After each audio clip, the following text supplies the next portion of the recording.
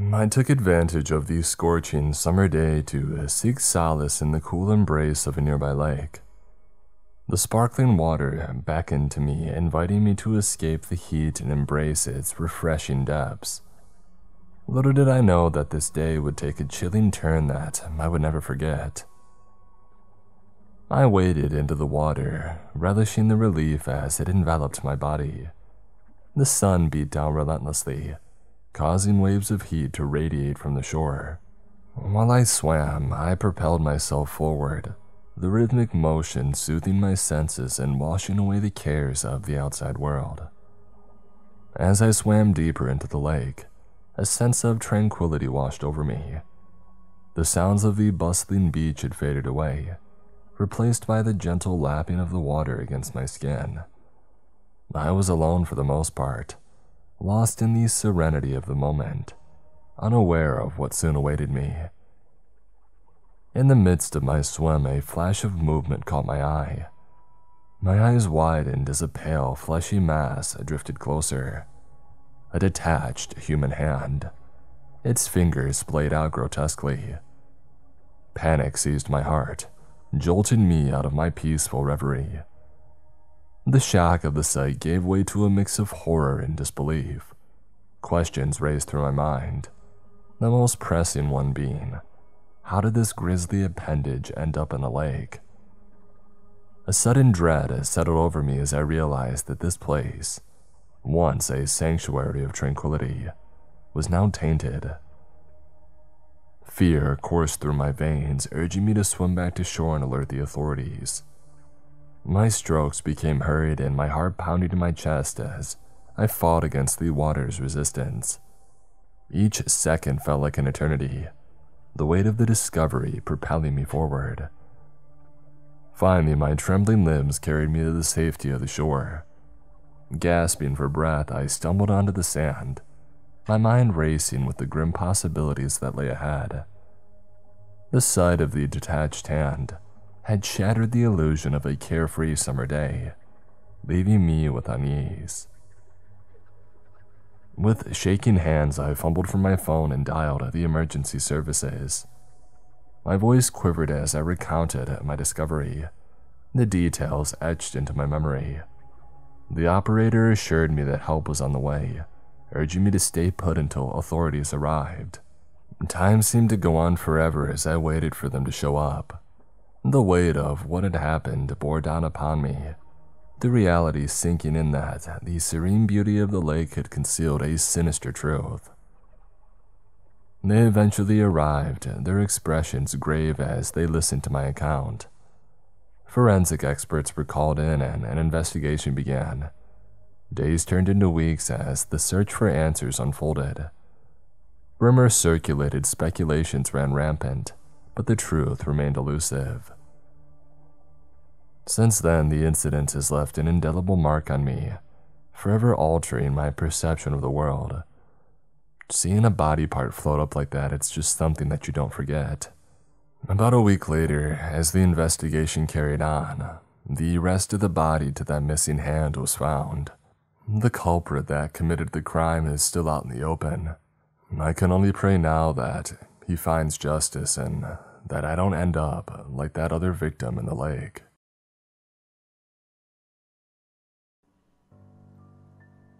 This is a story about how one of my friends saw a memory of mine in her dreams. It was a memory that the rest of my family and friends who were with me back then had convinced had been just my imagination. P.S. I had never told anybody about this memory, after being called a liar way too many times. So, the memory is from when I was young. One of our relatives had passed away. I didn't really know him. Where I'm from, funerals could extend for days and weeks, and the close family members will stay over for a couple of days and attend all the rituals. And also where I'm from, close family meant 3 to 4 households worth of people and more. So usually, for the first couple of days when all the adults lent in their hands to help, all the children in the family are made to play outside. My sibling and I went to play with other children who were in the same age range, about 4 to 9 years old. So, among all these kids, the oldest kid, 14 years old, who was a neighbor of our relatives, was sent to look after us. She was a thin girl who was wearing a blue dress. And kids being kids, we went about calling her Blue Sister. She was calm and composed, and I liked her a lot. She managed the kids pretty well, asking what they wanted to play and deciding on one game and all that. In the end, we decided to play pretend. There is a banyan tree which had a nail stuck to it, maybe for a clothing line or for fairy lights.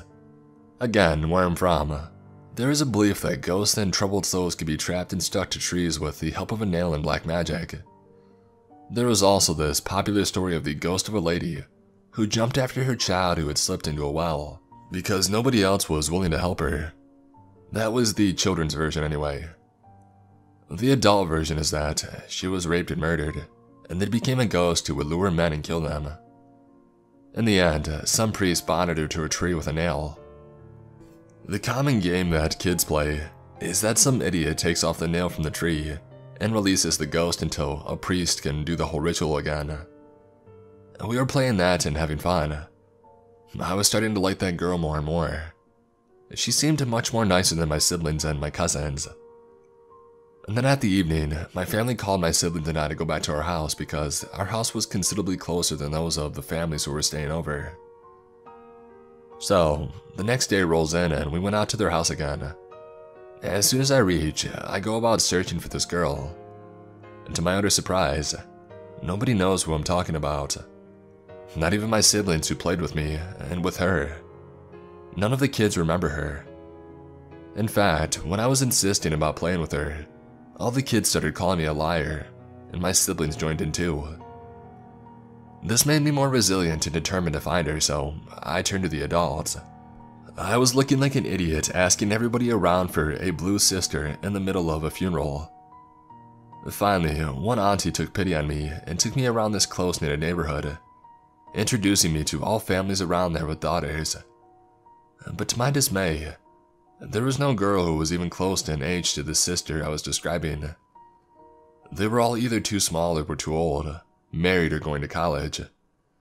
This utterly disheartened me. I was sad as a sad kid could be. I still tormented my siblings for the next few weeks. I even asked about her at a wedding that took place in the same neighborhood after a month, but nothing turned up. All I got in the end was an extreme trauma of being called a liar, and this necessity to fit in, to be normal and not at all cuckoo. I stopped talking about this incident altogether after my father, who was very close to my heart and was working abroad at the time, and did not seem to believe me when I told him about this. I buried it deep down in my memories and I forgot about it altogether. In a year's time, we had moved to the country where my father was working at. I joined a new school and I made new friends, most of whom were not even familiar with the culture and traditions of my home country. Years pass by and I get a message from one of my closest yet not my closest friend about this weird dream that she had about me. Apparently, she thought of ignoring it but somehow felt compelled to tell me about the dream. She told me about how she saw me at 14 years old, playing with a bunch of kids around a banyan tree. Now, you must imagine how shocked I was to hear this. But still not believing her, I asked her what I was wearing. And then this girl, who didn't even know much about my home country, explains to me in detail this particular dress worn by young girls and ladies in our country, down to the color and floral details. She explained to me the dress I saw Blue Sister in. I was shocked. I told my friend about the incident in my childhood, and she was also shocked. To this day, I don't know what the heck happened, and mind you, I was very much abroad when I was 14. How did you see a memory that only I had? And what the heck actually happened in my childhood? I would rather not think about these questions because ignorance is bliss and I need to sleep at night. But anybody with any possible explanation, please tell me. I've experienced several glitches over the past 12 hours. The first one is that I was laying in bed playing Stardew Valley. I heard a sound that I thought was my fiance coming in from having a smoke outside, but it sounded a little off. And then I heard her come up the stairs, but quicker than she usually does. And then nothing. I ask if she's there, but there's no response. I get up, grab the machete that I keep next to my bed, and I search the floor. Nothing. I go back to the bedroom and the closet door is open. I do have cats, but this door sticks a little, and there's no way they could get it open. I close the door and I lay down again. And a minute later, my fiance actually comes inside and comes upstairs. We go to bed, and right as I'm about to fall asleep, I'm woken up by one of the cats meowing and scratching at the closet door, which he's never done before. I check the closet, thinking that I might have trapped a cat in there. Nothing. The next morning, I get up to give one of my cats, Little Boop, his medication. I go downstairs to grab the pills and start to go upstairs. He's usually up there in the morning. I see him at the top of the stairs and he turns down the hallway out of my sight towards the bedroom. I follow him, but he's not in the room. I search the entire house and he's gone. Our furniture is set up so that there are very few hiding places. I search 2 more times. Nothing. And then I go to the kitchen and pull out some lunch meat, and he comes trotting from the hallway like nothing happened. I give him his medication, but about half an hour later, I notice that he spit one out and it's sitting on the counter. Again, I search the house at least twice and then pull the same lunch meat treat again. Later, I'm sitting on the couch and he jumps up behind me and settles down. After some time, he jumps down and he wanders into the hallway and out of my sight. A few minutes later, I realize that he's behind me again. There's no way that he could have come back in and jumped up there without me noticing. Between when I gave Little Boop his meds the first and second time, I made myself some tea. I took a spoon, plain, not ornate silverware, and I put some sugar in the mason jar that I make my tea in. The water boils and I put the spoon on top of the sugar container and I leave it out. I pour the water and browse Reddit while it brews. I take out the tea bags and I add some milk. I go to stir it with the spoon, but I can't find it. I didn't realize it at the time, but the sugar container had moved back into the corner where I had kept it, and it had a loaf of bread on top of it. I found a spoon under the bread, but it was a spoon that I had never seen before. It was much fancier than the spoon that I had pulled out, and it had gold-colored accents. I'm waiting for my fiance to wake up to ask her if she's ever seen the spoon before. Anyway, that's been my day so far. I'll keep you updated if anything else happens. Update. My girlfriend says that we use that spoon all the time. I still maintain that I have never seen it before. Also, our smoke alarms double as CO sensors. All are working and none went off. Update 2. I found a bone fragment in my backyard. I showed it to my sister, a physical anthropologist who knows all about animal bones, who says it's from a cow. I live in a suburban neighborhood. There are no cows around for at least 50 miles.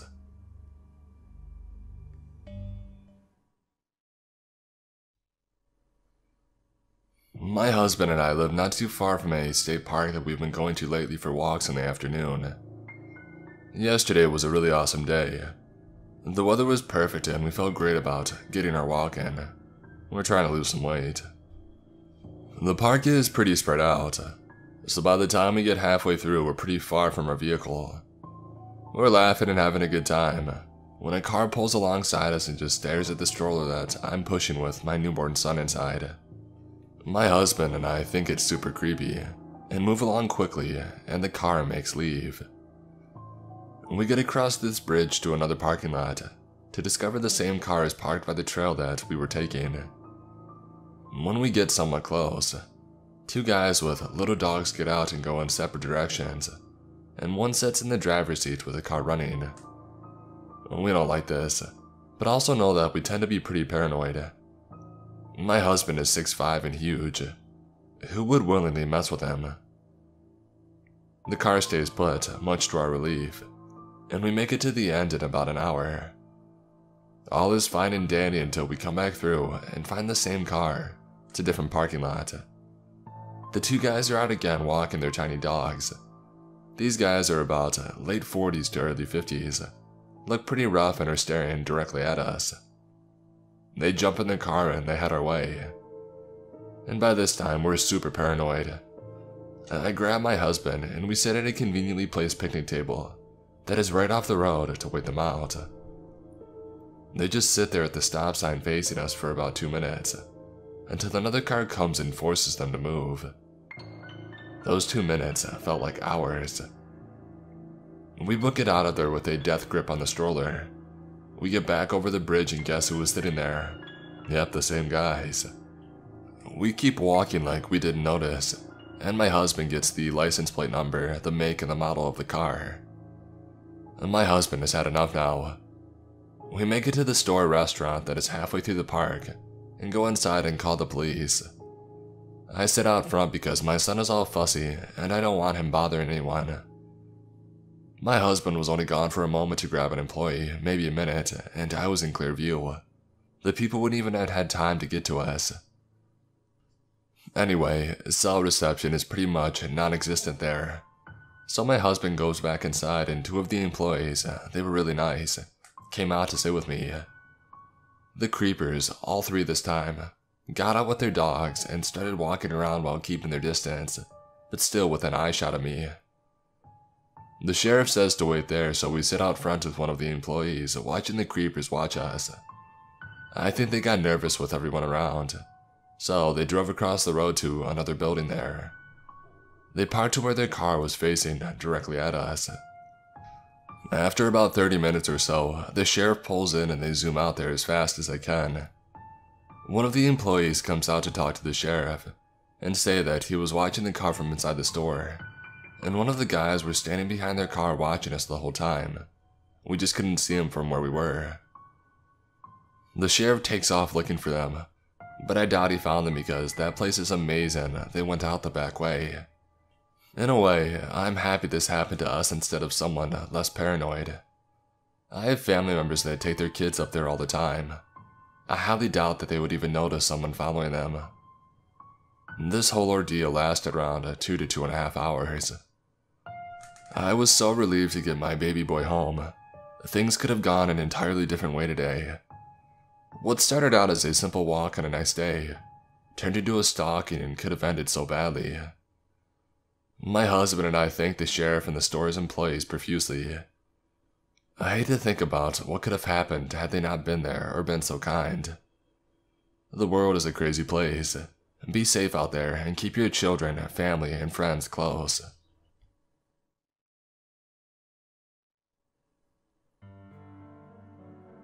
I was camping in the middle of nowhere in Washington near Mount Rainier National Park. It technically wasn't an official campground, just way out in the forest where I wouldn't have expected another human for miles. One night I wake up and I hear something open my tent, and there's a guy sitting by where my fire had been right outside my tent. Nothing particularly noteworthy about the guy, just a fairly regular looking dude, just sitting there a couple feet from my tent. No bag or pack or anything on him, just a guy. He saw me open the tent. His eyes got huge like he had just seen a ghost, and he took off. It shook me up pretty badly, but over the next day, I managed to put it out of my mind fairly well after writing it off as just some odd occurrence, and a guy that was probably high on something, and did somehow manage to set up a camp coincidentally not far from mine. And then 2 days after that, and 10 to 15 miles away in a totally random directions that nobody could take the same path as on accident, I was sitting by the fire that night, and started hearing noises that I got more and more convinced were a person. I called out to them, and out of the darkness, someone was like, "Do you know how to get to Bell's Canyon?" I said no. I don't even think that's a real place there. They kept talking from just out of my line of vision. I tried to see them with my flashlight, but they yelled, "Aim that away!" And kind of spooked and not wanting to piss off a potentially crazy person, I did. After like 15 minutes of me being very freaked out, and them talking and asking completely random questions from the darkness, it sounded like the voice had gotten closer, so I shined my light that way again. and it was the same dude who had been outside my tent 2 nights before. He had to have followed me almost 15 miles over 2 days, because there is no way he could have accidentally wound up in the same spot, as vast as that wilderness is. No possible way. As soon as my light hit him, he took off again. I started to chase him, but I didn't want to get lost in the wilderness in the dark, so I stopped quickly after probably only 100 or 200 feet. This one couldn't be written off, because the only way he could have been in both places is specifically if he was following me. I decided that the trip was very over first thing in the morning, and I hiked back out over 3 days, constantly doubling back, trying to throw anyone following me off my trail, and occasionally hiding and waiting to see if he would come by following me.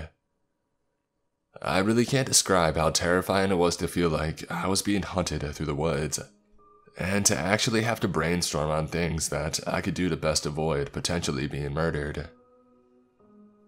On the first night of hiking out, twice I heard what sounded like a person walking circles outside my tent, but by the time I mustered the courage to look, nobody was there.